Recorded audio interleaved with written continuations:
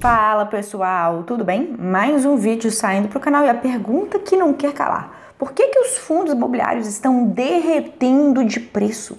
Será que foram escolhas ruins, investimentos que não de fato vão performar bem ao longo do tempo? Ou se trata de uma condição macroeconômica de mercado? E o pior, até quando os fundos imobiliários vão continuar caindo? Quando que vai ser o fundo de poço? É sobre isso que a gente vai falar aqui hoje, nessa aula, para vocês entenderem o porquê que os fundos imobiliários estão caindo tanto e quais são as perspectivas futuras. Se de fato ainda vai ter mais queda ou não e o que você deve fazer nesse momento com os seus investimentos. E para quem não sabe, fundos imobiliários são clássicos investimentos de renda variável, uma das classes mais populares de investimento de renda variável. Já fiz alguns vídeos sobre fundos imobiliários, como esses que eu vou deixar aqui em cima nos destaques. E basicamente, quando você investe em um fundo imobiliário, você compra uma cota, 2 cotas, 10 cotas, quantas cotas você quiser de um fundo imobiliário via bolsa de valores. Quando você investe em um fundo imobiliário, você está se tornando dono, um pouquinho dono de um empreendimento imobiliário ou um negócio de base imobiliária. Quando você, por exemplo, compra uma cota de um fundo imobiliário de tijolo do setor de logística, você se torna um pouquinho dono dos imóveis que compõem a carteira desse fundo de logística e você, em retribuição, vai receber mensalmente o quê? Os dividendos, o resultado final do caixa desse fundo imobiliário, que resulta o quê? Dos aluguéis auferidos por esse fundo imobiliário que, por exemplo, aluga, constrói e aluga galpões logísticos país afora. Quando a gente fala, por exemplo, de fundos de papel, que são uma outra categoria de fundos imobiliários, você está emprestando seu dinheiro para um gestor que vai administrar uma carteira de títulos de dívida de base imobiliária, como letras hipotecárias, certificados recebíveis imobiliários, e os juros pagos por esses títulos de dívida que estão dentro dessa carteira, gerida pelo gestor desse fundo de papel, vai ser pago a você na forma de dividendos mensais, que são então rendimentos periódicos pagos aos cotistas de fundos imobiliários, sejam esses fundos de tijolo ou de papel isentos de imposto de renda. Então, basicamente, milhares de brasileiros hoje investem em fundos imobiliários com foco no recebimento mensal de dividendos e geração de renda passiva. Só que, especificamente, nos últimos meses agora de 2024, acentuou-se a queda de preço de forma generalizada dos fundos imobiliários. Se você for ver essa notícia aqui, do porquê que o IFIX, que é um principal índice que mede aí o desempenho dos fundos imobiliários mais negociados na nossa bolsa, por que será que o IFIX ele pode entrar na pior fase agora em 2024, desde 2021? O que está acontecendo que está causando esse desempenho tão negativo? E é o seguinte, pessoal, vamos pensar em macroeconomia. Sempre quando a gente tem um movimento de mercado concentrado, prejudicando uma classe inteira de ativos, como a gente está vendo agora, você já pode perceber, obviamente, que isso então não é um problema concentrado de um fundo ou outro. Não é porque você comprou um fundo imobiliário e ele caiu de preço que necessariamente você tenha feito uma má escolha. Pode ser um fundo imobiliário muito bom, muito eficiente, muito bem gerido, com bons imóveis, com uma carteira muito boa de títulos de dívida, mas por causa do nosso cenário macroeconômico, ainda assim, ainda que seja um investimento que tenha bons fundamentos internos, ele vai sofrer por causa da reunião dessas condições de mercado que a gente vai discutir aqui agora. E eu vou te mostrar quais são essas condições de mercado aqui na tela do meu computador. Então vem aqui comigo. Olha só, pessoal, eu tô aqui na tela do meu computador então, e aí a gente pode perceber que o IFIX, que é esse índice que mede o desempenho dos fundos imobiliários negociados em bolsa, ele já vem aí registrando uma queda acumulada de quase menos 4% desde o início de 2024. E tudo isso tem muito a ver com isso daqui, que é o relatório Focus, o Boletim Focus.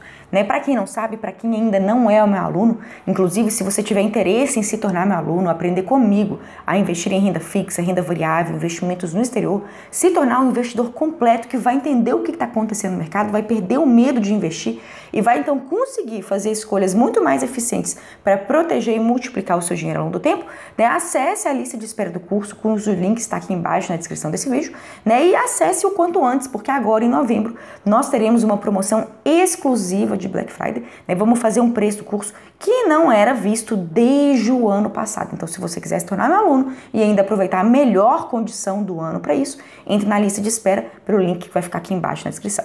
Mas o que eu quero que você saiba, caso você ainda não seja meu aluno e não conheça esse documento aqui, que é o Boletim Focus, esse aqui é um relatório que ele é divulgado todas as segundas-feiras pelo Banco Central e ele reúne então uma série de expectativas do mercado financeiro com relação a determinados indicadores da nossa economia.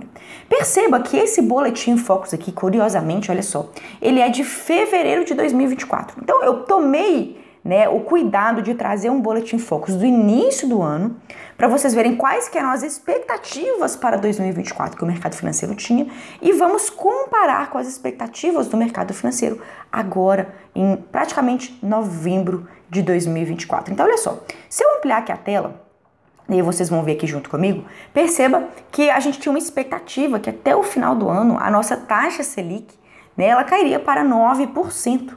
Então, lá em fevereiro de 2024, o mercado financeiro precificava que nós teríamos uma Selic que cairia para 9%.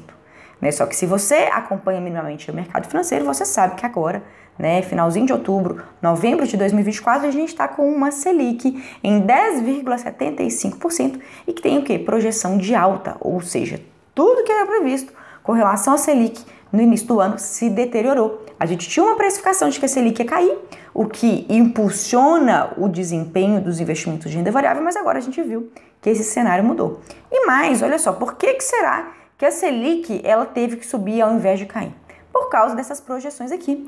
Veja que no início do ano a gente tinha uma expectativa de que a nossa inflação medida pelo IPCA, que é um dos principais indicadores aí que mede a inflação no nosso país, a gente fecharia o acumulado dos 12 meses de 2024 com uma inflação em 3,81. Só que se a gente agora sair desse Boletim Focus e migrar, viajar no tempo agora para o Boletim Focus mais recente que a gente tem no momento em que eu tô gravando esse vídeo para você, que é o Boletim Focus agora do finalzinho de outubro de 2024, olha só o que aconteceram com essas expectativas de mercado, pessoal. Uma Selic que a gente previa que ia terminar o ano em 9%, na verdade, o mercado precifica que terminará 2024 em 11,75%. E a inflação, que estava ali perto da casa de 3,81%, a expectativa agora é de que ela feche o ano em 4,55%, bem distante do centro da meta de inflação determinada pelo Conselho Monetário Nacional de 3% ao ano. Então, o que eu quero que você veja é que desde o início do ano até agora, a gente teve o quê? Indicadores de economia brasileira que se deterioraram.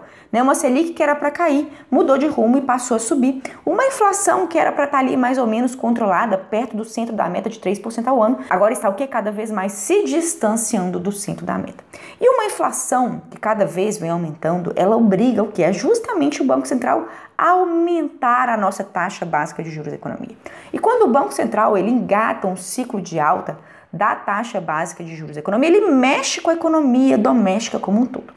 Isso porque, se você não sabe, inclusive esse já é um conteúdo que os meus alunos do Mapa do Tesouro já dominam, quando você aumenta a Selic, você tem dois efeitos opostos sobre a renda fixa e sobre a renda variável. Se você não sabe, uma Selic cada vez mais alta, ela aumenta as taxas de juros pagas por investimentos de renda fixa, como Tesouro Direto, CDBs, LCIs e LCAs.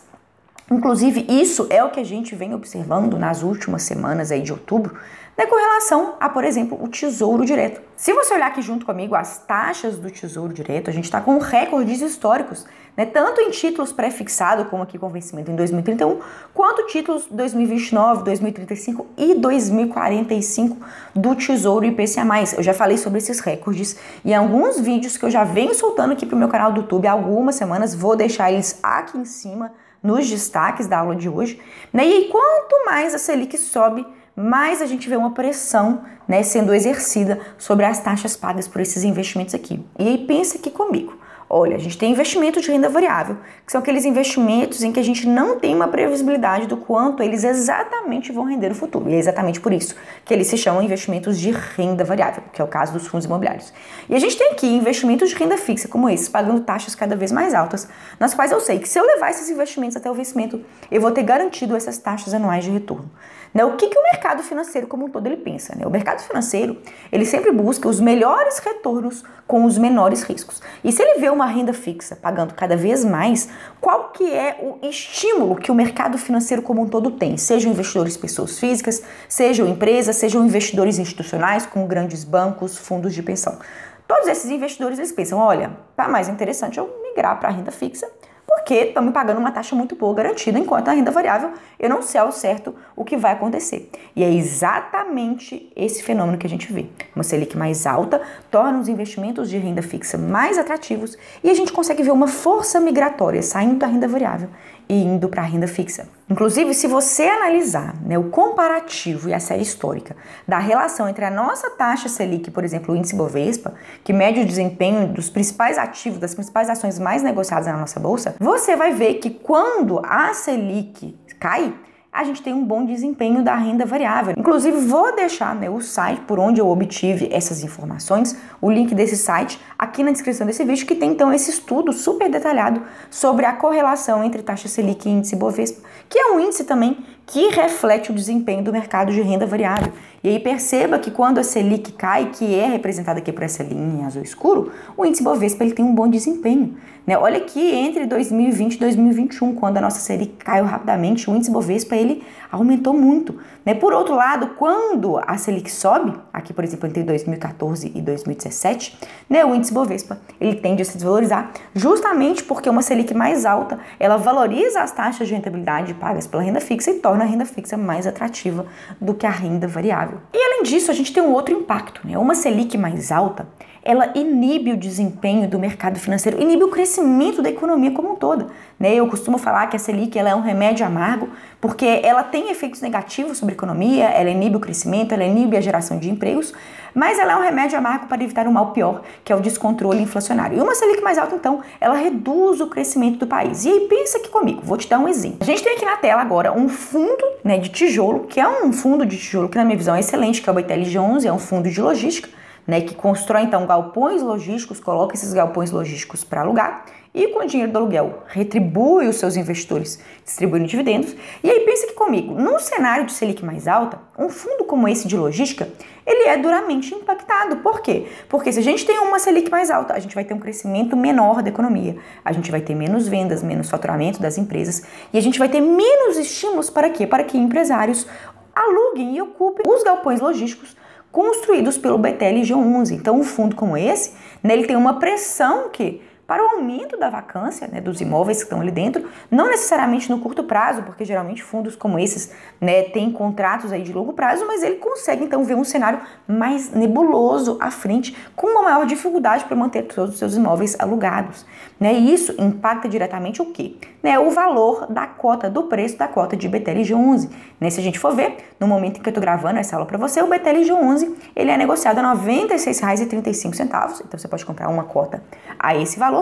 E veja que no gráfico de cotação do ativo, né, desde o início do ano, né, é um ativo que sofreu aí uma queda de menos 4,4%, quase 5%, né, na depreciação do preço da cota. Só que essa depreciação também, pessoal, ela não é só por causa desses obstáculos de economia que um fundo de tijolo enfrenta quando a Selic sobe. Isso também tem uma relação matemática direta com a valorização da renda fixa. Veja bem, né, quando você compra um fundo imobiliário como esse, como o BTLG11, você está de olho, né, o quê? No dividend yield. Né? O que é o dividend yield? É o percentual do preço da cota que você pagou que vai retornar para você na forma de dividendos mensais livres de imposto de renda. Então, aqui no caso do BTLG11, o que nós temos de dados que nos permitem, né, interpretar o quanto esse fundo imobiliário vai te pagar? Né, ele, nos últimos 12 meses, retornou 9,68%, né, do valor da cota em forma de dividendos. Ou seja, 9,68% do que você tem investido, né, foi o que esse fundo rendeu, botou no bolso de dinheiro do investidor. E se a gente tem, por exemplo, um simples título do Tesouro Selic, pagando hoje, né, 10,75% e com perspectivas de alta, tudo bem, o Tesouro Selic tem incidência de imposto de renda, aqui os dividendos são isentos de imposto de renda, mas com uma perspectiva cada vez mais de alta, o que um fundo como esse ele tem que fazer para conseguir manter a sua competitividade frente a, por exemplo, um simples Tesouro Selic?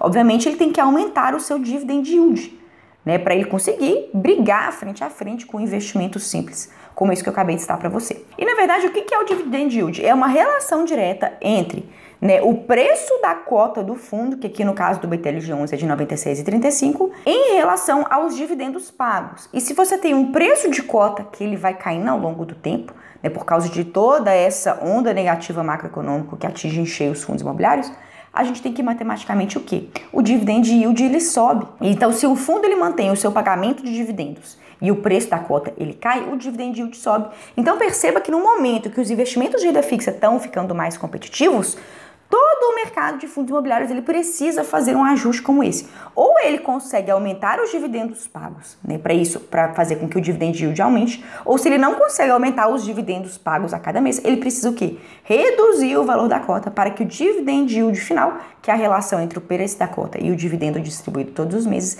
ele aumente. E esse valor aqui, esse indicador, o dividend yield, ele suba para que um investimento como esse, ele fique tão competitivo quanto o investimento de renda fixa, como por exemplo o Tesouro Selic. Então perceba que sempre quando a Selic subir, a gente vai ter um efeito inverso de redução nos valores das cotas dos fundos imobiliários. Isso é matemático, tá? Isso não é porque você escolheu um fundo imobiliário ruim, porque você não sabe investir, nada disso.